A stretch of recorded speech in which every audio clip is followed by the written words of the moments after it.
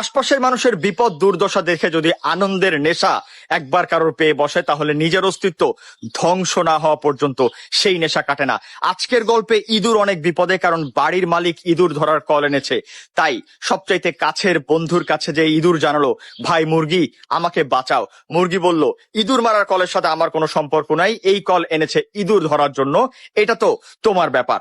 তখন ইঁদুর গেল ছাগলের কাছে, ছাগলও একই কথা বলল, এটার সাথে আমার কোনো সম্পর্ক নাই। সবচাইতে বড় বাড়ির গৃহপালিত প্রাণী গরুর কাছে যে একই কথা বলল, ভাই গরু, বিপদে তো অনেক হেল্প করেছি, আমি ইঁদুর আজকে বিপদে, এখান থেকে যদি তুমি আমাকে বাঁচাতে পারো। গরু স্ট্রেট জানিয়ে দিল, এটার সাথে আমার কোনো সম্পর্ক নাই, আর ইঁদুরের কলটাও অনেক ছোট, কি বা করবে আমার। ইঁদুর তাই বাধ্য হয়ে গর্তে যেয়ে লুকালো।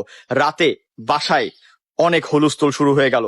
কি হয়েছে, বাড়ির মালিককে সাপে কেটেছে, কারণ বাড়ির মালিক ভেবেছিল ইঁদুর মারার কলে ইঁদুর ধরা পড়েছে, কিন্তু ধরা পড়েছিল একটা সাপ, আর সেটা ধরতে যে হাতে কামড়ে দিয়েছে।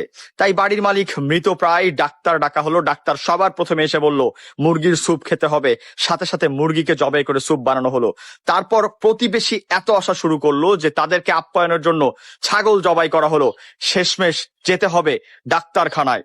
তাই গরুকে কসাইখানায় বিক্রি করে টাকা জোগাড় করা হলো।